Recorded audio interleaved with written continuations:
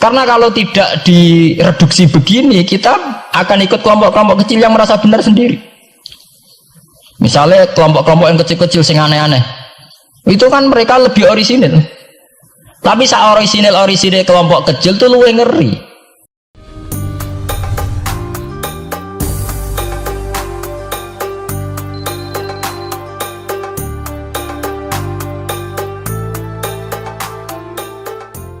Paling bahaya dalam sejarah. Ngiling-ngiling santri sing khusuk-khusuk. Mulane mboten iki sejarah. Mulane Kiai Memun, Kiai ngalim rata-rata gedeng santri khusuk dalam hal sejarah. Akhirnya ono kelompok sing sok khusuk, yaiku moh tukaran, ya moh partai, moh kelompok-kelompokan. Ngerasa bener dhewe iku disebut kelompok Khawarij. Wong Khawarij itu darani dosa gedhe murtad saking khusuke. Ora ana dosa cilik, kabeh dosa ku gedhe. Mergo dosa ku bentuk pelanggaran terhadap Allah Subhanahu wa taala. Wis entek khusuk wong Khawarij. Ora ana wong khusuk dalam sejarah kaya wong Khawarij. Tapi saking khusuke duwe akibat Ali yo darani salah, Muawiyah yo darani salah. Ya kok wong saiki PKB darani salah, PKNU darani salah, NU darani salah, Muhammadiyah darani salah. Dekne mau klunak-klunuk ning kamar ora tau gawe madrasah, ya ora tau mulang ngaji. Paham nggih? Ya ora tau dadani umat, mau pertuntang-pertuntung. Iku Khawarij, ngono jenenge apa? Khawarij. Saelek-eleke partai iku sering duwe paguyuban, ngrudak-gruduk istighosah mbok gawe sekolahan. Saelek-eleke partai. Saelek-eleke ormas yo sering gerakno masa kanggo kebaikan. Tapi sak soleh-soleh wong dhewean paling klunak-klunuk. Padahal nek nggawe madrasah dhewe, nek ora gawe proposal lho. Nek ora ngono donyane entek, padahal donyane mok sapi kuru entek. Iku nggo pondasine tok ora cukup. Nggo pondasine tok mboten apa? Cukup. Wes wong soleh paling apik sak donya. Mumpuni niat gawe masjid lho. Ndadekno pondasine tok apa gretok ora ngarah cukup. Ada sing rapati soleh lewat partai proposal sana sini masjidnya jadi mewah boko duit subhat boko haram abang boko hijau bos. Akhirnya wong Khawarij gawe satu kelompok sing ngalalno darai Ali yang ngalalno darai Muawiyah. Akhirnya matek dipateni wong Khawarij.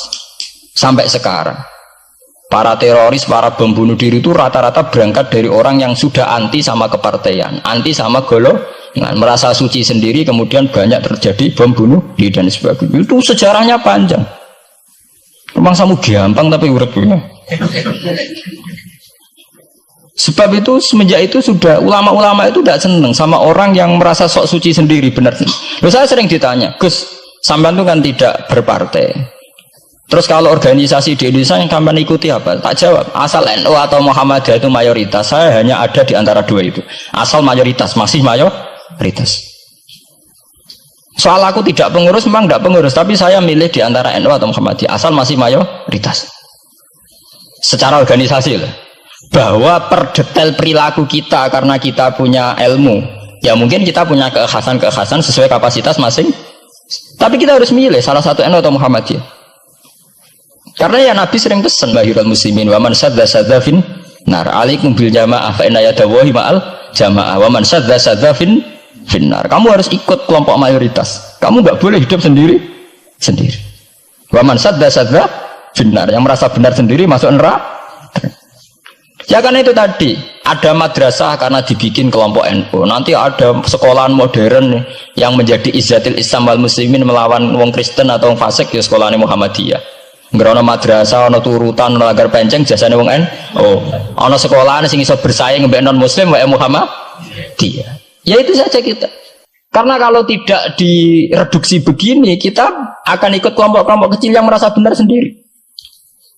Misalnya kelompok-kelompok yang kecil-kecil sing aneh-aneh, itu kan mereka lebih orisinil. Tapi saat orisinil kelompok kecil tuh luwih ngeri.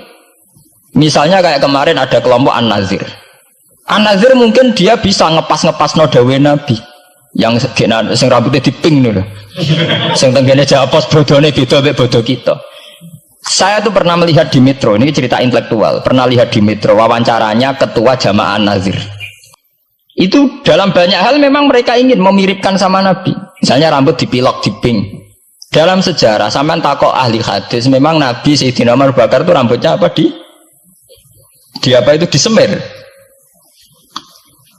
Terus mereka kalau sholat isya itu akhir, katanya Nabi kalau sholat isya sulusul lail dan sebagainya dan sebagainya.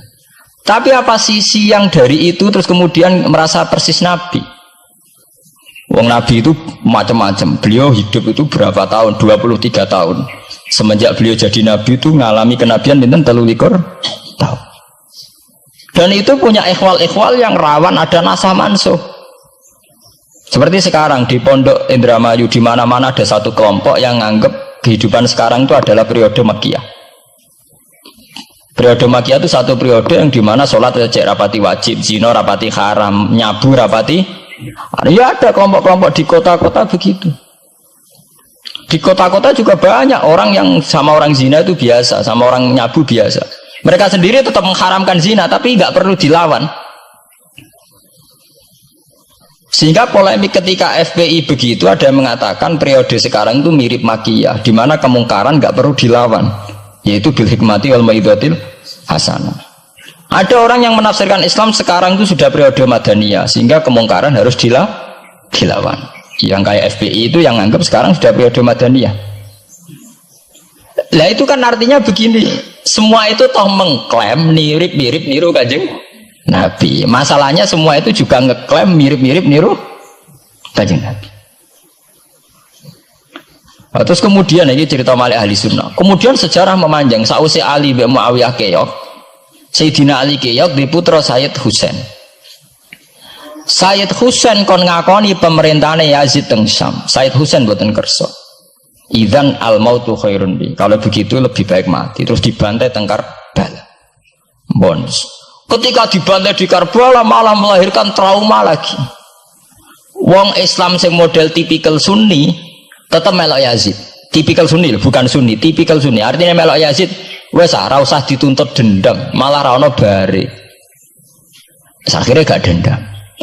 Kelompok Syiah iku apa-apaanan, putune Nabi kapundhut kok dingin-dingin saja. Kudu ono revolusi, akhirnya revolusi. Ngelahirno kelompok Syiah kanthi sak mangke. Karena kelompok Syiah itu berangkat dari tragedi Husain, semua penanggalan Syiah mengacu 10 Muharram di tanggal kabudute Sayyid Husain, dan revolusi Syiah selalu mengacu kebangkitan Sayyid Husain. Nah ahli sunnah mulai dulu karena melihat fenomena semua macam-macam pokoknya kayak orang Indonesia saiki. Dan buatan derek-derek mulai dhisik. Bon, begitu terus sejarah sampai lahirnya sejarah intelektual. Nah sejarah intelektual sejarah paling nakalan. Jadi mau resiko terus ujuk-ujuk dari sejarah intelektual yaitu yang diikuti kados Mbah Hasyim Asy'ari, Mbah Fadl, ulama-ulama. Terus wonten panduan ahli sunnah secara gampang. Artinya secara gampang begini, ahli sunnah itu siapa? Orang yang dalam bermadzhab fikih mengikuti ahadul madzahib al-arba'ah. Orang yang dalam ilmu kalam mengikuti Abu Musa al-Asy'ari atau Abul Hasan al-Maturidi. Orang yang dalam tasawuf mengikuti Imam Junaid, Abul Qasim al-Junaidi atau Syekh Abdul Qadir al-Jilani. Ya begitu. Tapi kan mereka-mereka yang jadi panutan kita kan orang yang baru datang kemarin. Masa sahabat sabarani ahli sunnah? Tabiin, masa tabiin pengikut Abu Musa al-Asy'ari? Bisa endi tabiin Abu Musa al-Asy'ari?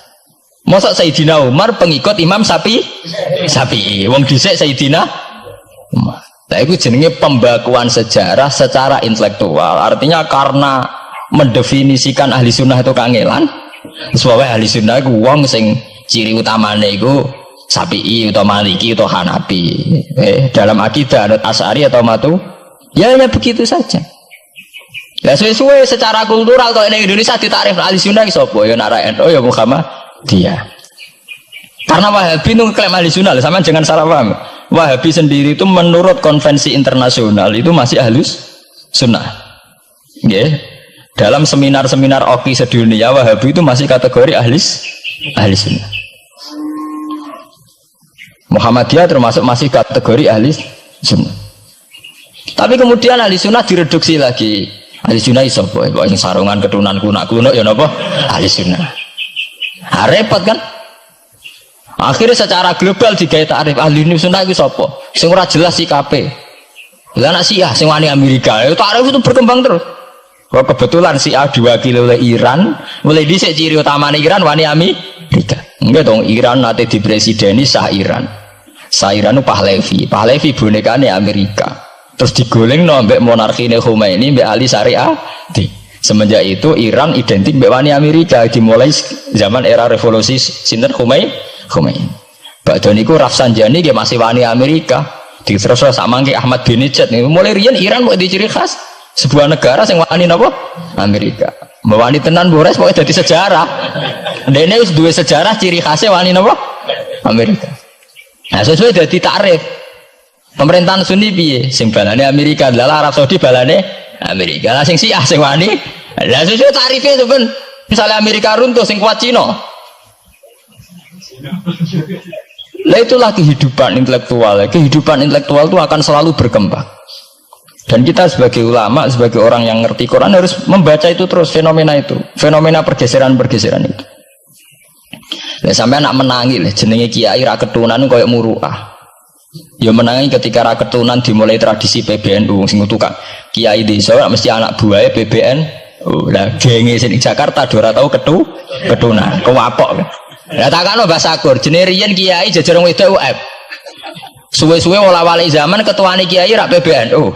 PBNU ini jejer-jejer Megawati. Sering metuki samu wedok do salah, nyoro sing kiai desa. Dikritik ku atasan. Ra dikritik keyakinane dekne ora pas kiai jejer wong wedok ora lara. Ya itu zaman mesti begitu.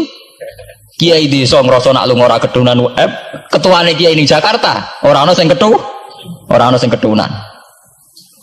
Cara desa kiai jagoan mbek wong wedok iku ketuane kiai sini Jakarta ya ora trimo jagongan koalisi. Yaitu kehidupan intelektual, kita harus lapang dada berani membaca itu fakta. Kowe ora usah dadi khawarij karena kecewa terus dadi napa khawarij. Kecewa Pak Hasyim Asy'ari, kecewa Gus Dur terus dadi khawarij klunak-klunuk mbek gremang-grem. Ndak bisa. Kita harus gentleman sesuai dawuh Nabi ilzamu jamaahirul muslimin wa man sadda finnar alaikum bil jamaah fa inna yadawu ma'al jamaah wa man sadda finnar. Mane kula umpama partai nggih milih sing gedhe, ormas nggih milih sing gedhe, bukan oportunis ya milih yang itu. Mergo sing cilik-cilik malah bulet ngono ngaten. Paham nggih? Mungkin yang cilik itu benar tapi bulet. Cara bahasa ini dari mainstream saja, yang umum-umum saja.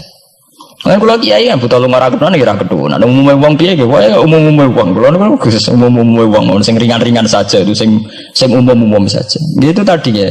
Karena sejarah ahli sunnah sendiri itu sejarah yang disederhanakan oleh proses intelektual. Kalau baleni malih sejarah ahli sunnah piyambak itu sejarah yang disederhanakan oleh proses intelektual. Ini kemudian ada takrif ahli sunnah itu sapa wong sing cara bermadzhab mengikuti ahadul madzhab al-arba, cara bertasawuf mengikuti Abdul Qasim al-Junaidi, nggih. Cara bertauhid atau berilmu kalam nganggo Abu Musa al-Asy'ari atau Abdul Hasan al-Maturidi. Tapi mana ada takrif itu zaman Nabi? Nabi ora menangi periode ini Abu Musa al-Asy'ari, ya ora menangi Abdul Hasan al-Maturidi. Zaman itu mau ngoten tok. Ahli sunnah sinten ya Rasulullah? Ma'ana alaihil yauma wa ashabi. Ya wong sing anut aku lan anut sahabatku.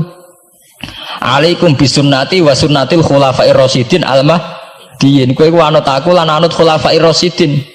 Iya zaman Abu Bakar enak ketuane sitok. Tunggale zaman Basim Asy'ari enak karo anut Basim, nak ira putu. Jare sepuh ya putune, jare sitok iku ya putune, iku ya putu, angger wong ya putune. Kula ereng wonten kiai alim wali teng Jawa Timur. Niku anak putune niku ora bangga. Mergo ager wong ya putune. Lho nggih to nggih. Misale Basim Asy'ari kiai top. Nah Basim cek dhewean kabeh wong menapa dawuh Basim. Era anak rek 6 5. Lah nek era putu karek ngitung kan. Anak 5 dan anak 5 anak putune wis sawe. Putune madhabe beda. Wong kula mondok sarang nggih menangi. Istilah sarang riyen Bani Ghazali, madrasah sarang namine Madrasah Ghazaliyah. Era Mbah Mat Bani Ahmad. era Bazubair Dugdeng, alim terkenal istilah Bani Zubair. Samangke pun benten malih. Putrane Bazubair itu banyak. Ya, putrane Bazubair banyak. Nah, kebetulan yang punya nama besar Kiai Maimun. Ya ada sendiri Bani Maimun, yang satu Bani siapa? Bani ya sama Bazubair. Tapi era anak kan sudah beda kan? Lah Basim Asari nasibnya ya nanti kayak itu. Beliau satu dulu masih tunggal, wong mesti daerahnya Basim Asari. Era putu. Gus Dur ya putune, Lili Wahid ya putune. Anake Ki Wahid piyambak pinten? Urung anake Pak Yusuf Hasim piyambak pinten? Misalnya anake oh pirang-pirang. Kabeh ketika tukaran alasan aku ya putu, iku ya putu. Sing dinggo genderane bae ayo. Dan iki kula cerita Mbah Batu Ampar, Samsudin Batu Ampar wali terkenal. Ya wong dadi putune ya bangga, tapi saiki putu-putune ora bangga. Mergo angger wong ya putune. Lah anak sebagian anake sing seneng wayo, apa angger wong putune. Wong di antara duriyane sing seneng wayo. Angger wong ya putune. Ini masalah-masalah yang itu tadi ya. Kemudian ada persederhanaan intelektual. Kayak masalah ahli sunnah itu. Sing anut Sayyidina Ali jari anut sahabat, sing anut Muawiyah jari anut sahabat. Termasuk sing anut Ibnu Abbas, sing anut Abdullah bin Umar. Di mana dua sahabat ini dalam posisi orang melok-melok. Makanya kayak saya, kayak ulama-ulama rata-rata mengikuti mazhabnya Abdullah bin Umar. Karena saat ada konflik Ali Muawiyah, beliau itu bersikeras orang melok-melok. Beliau tetap mengajarkan sunnatul Rasulillah tanpa berpihak kelompok. Tapi banyak riwayat mengatakan Abdullah bin Umar bin Abbas itu kecewa. Hanya kecewa itu gedon dia ramel-melok. Ya karena itu tadi, ketika ada dua pilihan ramel-melok ya terus repot.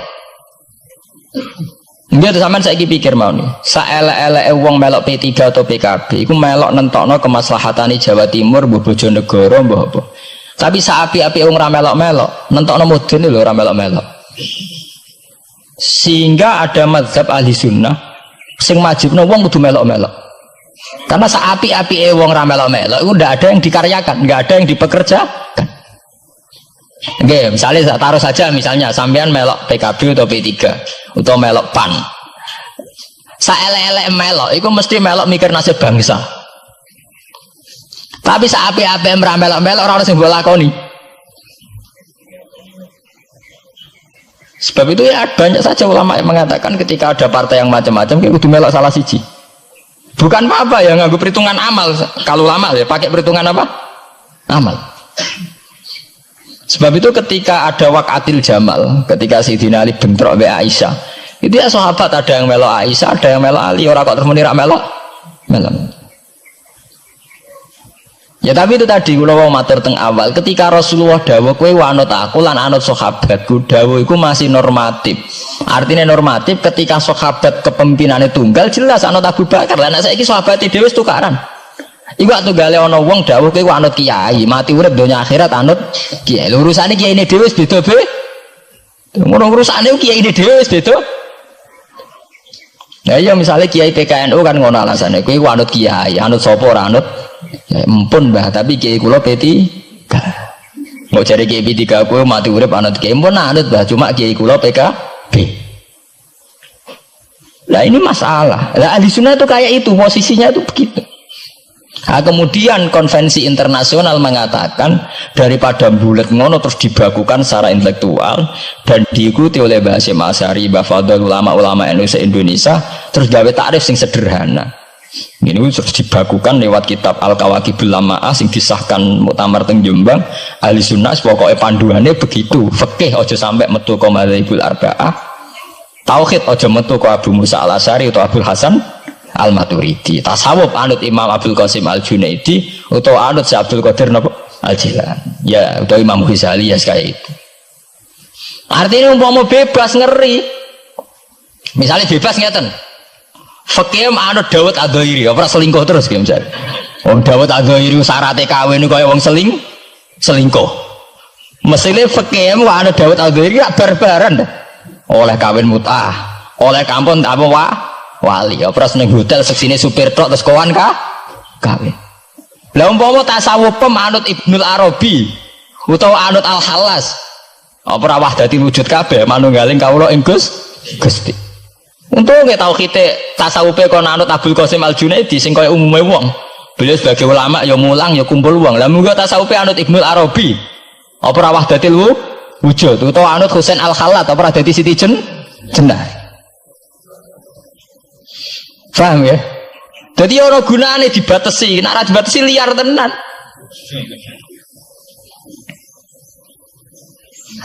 Paham ya? Ini masalahnya bandingannya ekstrim. Misalnya fakih kok kowe anut Dawud Az-Zuhairi. Kaya apa?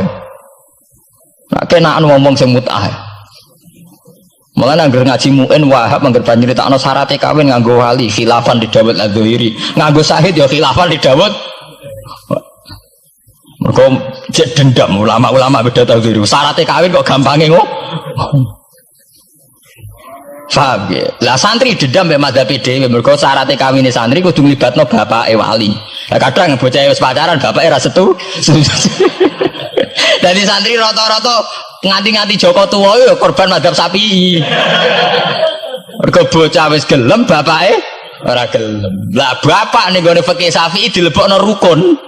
Dilebokno napa? Rukun. Angel langkane. Lah ya ahli sunnah itu terus disederhanakan. Kulo nggih matur nuwun nggih. Saya pikir kados Mbah Hasyim Asy'ari, kados Mbah Fadl, Kiai Memun, kiai-kiai yang alim riyen Mbah Maksum, Mbah Ali Maksum yang bertanggung jawab terhadap proses pesederhanaan ini. Tapi kita harus terima kasih. Lewat muktamar di Jombang atau musyawarah besar enggak tahu saya, itu yang jelas di Jombang itu disederhanakan tuh mudah. Ya tadi andai kan tidak disederhanakan begitu, kayak kasus-kasus di kampus itu. Di kampus karena saking hormatnya terhadap nilai intelektual, tasawuf manapun diambil, termasuk tasawufnya Jalaluddin Rumi, tasawufnya Ibnul Arabi, tasawufnya Husain Al-Hal